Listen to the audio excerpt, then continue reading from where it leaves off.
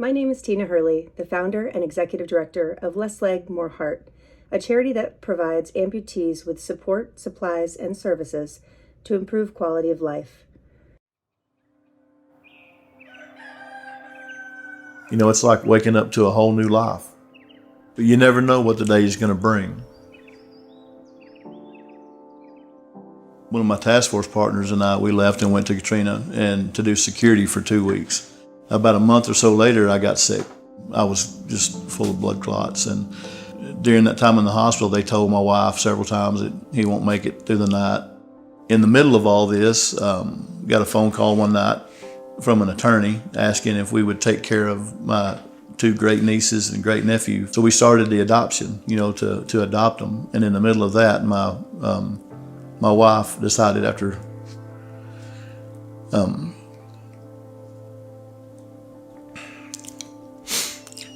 anyway, I went through with the adoption and I adopted them on my own. So my son-in-law called me one day and he said he went into a bow shop and he said there's this lady you've got to talk to. I had given him a call and we talked about everything, and at first he was fine. Kids are good, that's all he'd say. And as we kind of went into it, there was a lot more underneath that fine and that smile. His whole socioeconomic situation was in a pretty critical state because of the way that we word things and because of the trust that we can build with people and our ability to navigate behind the smile and behind the fine that people are so quick to throw up. We were able to get him a new leg, keep his lights on, get his kids school supplies, get him a gym membership, and really just embrace him and let him recognize that it's okay to not be okay.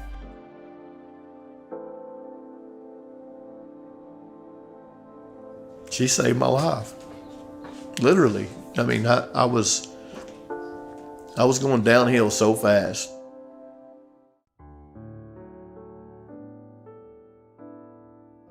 It's 24 hours a day, 7 days a week, all the time. You go to bed hurting, you wake up hurting, and none of it's curable. So you kind of look forward to the times when you sleep because it's the only time you don't hurt. It affects the way I interact with my kids. It affects the way I live my life. It's taken a lot of things away from me and from my family. Living with pain disrupts your life. It disrupts your relationships because when you're in pain, it reduces your margin, your ability to respond versus react. And often when I have higher pain levels, I hear myself snapping at my children, being dysregulated, unable to respond to their needs in an effective manner.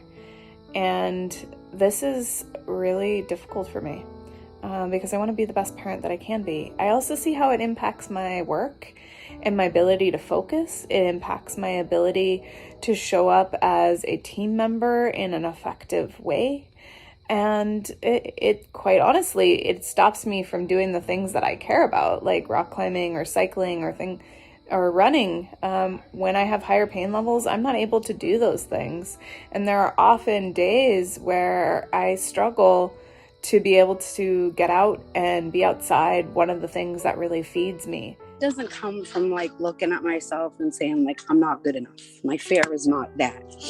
At first, yes. I think I'm just very, very strong, so I can get over things very fast because a lot's happened in my life. I've had a heart attack at 38.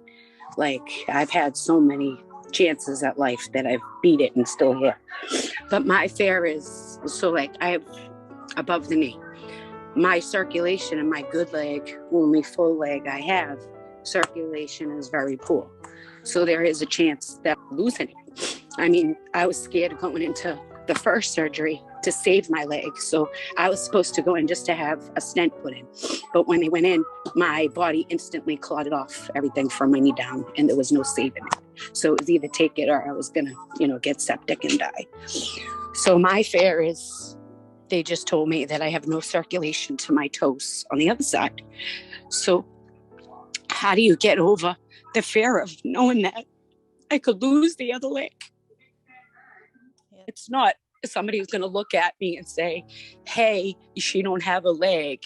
And, the things that people do. Because when I went on the plane for the first time, nobody looked at my face. They looked at my leg first, and I felt like saying, hey, I'm a person. I have a face. I have a story of why I don't have a leg.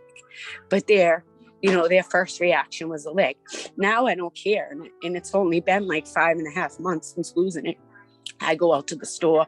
You can look at it. You can say what you want. I don't care. It doesn't bother me anymore because I know who I am. It doesn't define me. However, the fear of losing the other leg doesn't go away.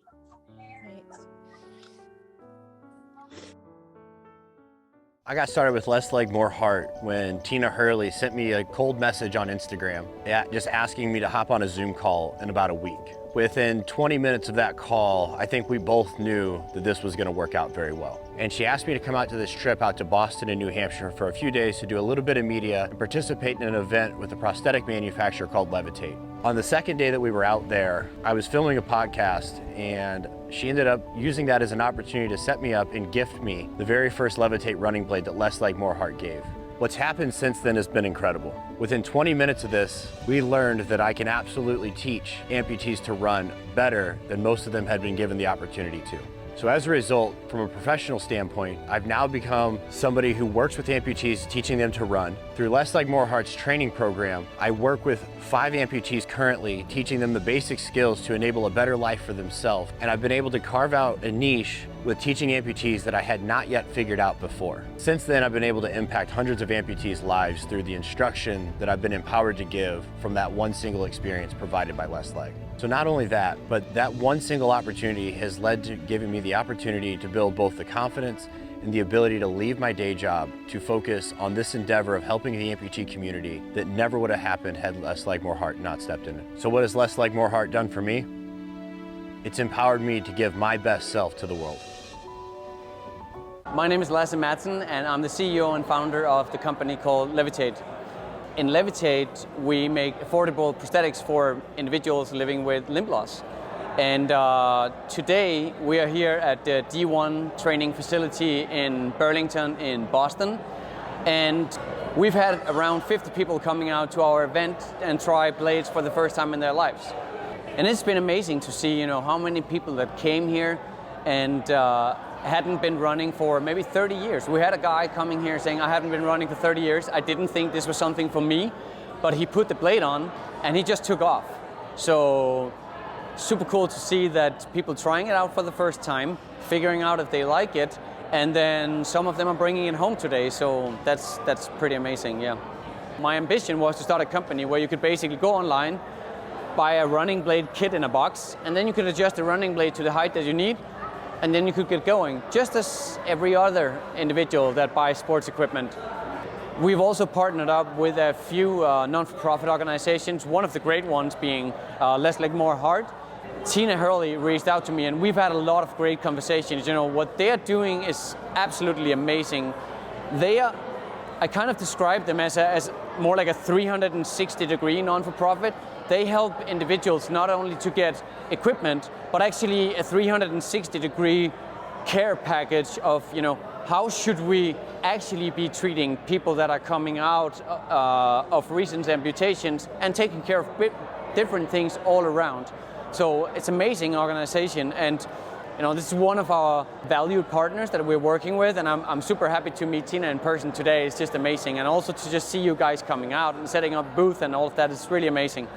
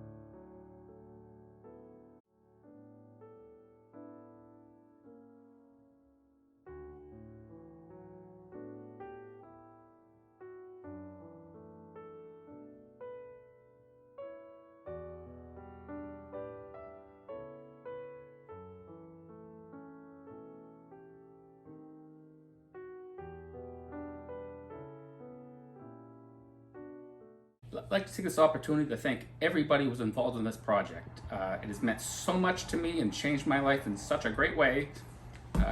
From all the volunteers to the donors to the subcontractors, everybody, just the overwhelming support is just out of this world.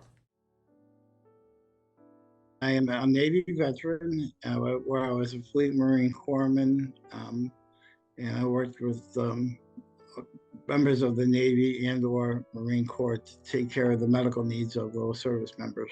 I'm a bilateral below-the-knee amputee. One of them was a military-related, and the second one was a doctor who did not meet a standard of care, ended up developing a real serious infection, which ended up taking the leg in the long run. Okay. I also have a partial hand amputee of my left arm, using basically from my elbow down is not usable. I spent numerous weeks in the hospital and lost my ability to walk, which I am getting back slowly. And then on top of that, I am a dialysis patient for stage 5 plus kidney failure, where my kidneys don't function in any capacity whatsoever, require me to be in dialysis for up to 6-hour sessions for 3 times a week.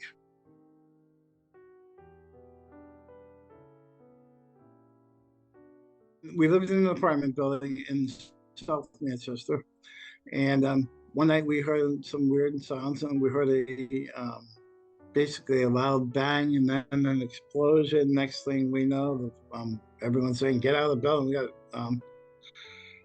the unit above us was on fire, and as a result, the trickle-down effect got to ours. And Manchester Fire was on scene within 3 minutes, but by that time, the damage was done. While we were in that fire, in basically less than 5 minutes, we lost everything in our living room, kitchen, dining room, anything in that area of the house. It was just total devastation. And the fire department, they did what they could to save the building. I have nothing but praise for the Manchester Fire Department. Those guys went in without hesitation. They put the, matter of 3 to 5 minutes, the fire is out. We've been in the hotel since June 20th of last year. I've talked with a couple different agencies. Everyone says they want to help, but a lot of them don't, or they don't have the resources to help. We looked at a lot of apartments, 2nd and 3rd floor. I'm in a wheelchair. How do I get up to the 2nd and 3rd floor? And then we found we were trying to stay out of the bigger complexes. And we looked at a couple, and we finally said, we're going to get into one of these. We looked at them, and the rental market is so ridiculous right now in the retirement community. And we looked at a couple other communities, 55 pluses, and they weren't available, or didn't meet payment standards, or there was some reason why it was just holding us back. And being here, it's definitely taken a toll. I'm trying to get kidney transplant listed, and they're saying right now, no, because you don't have a stable house.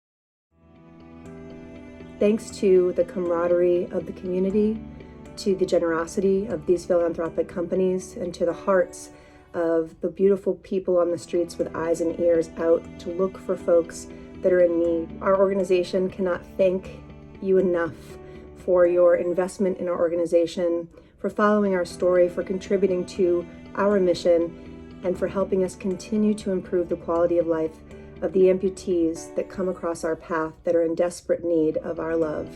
So thank you, and God bless.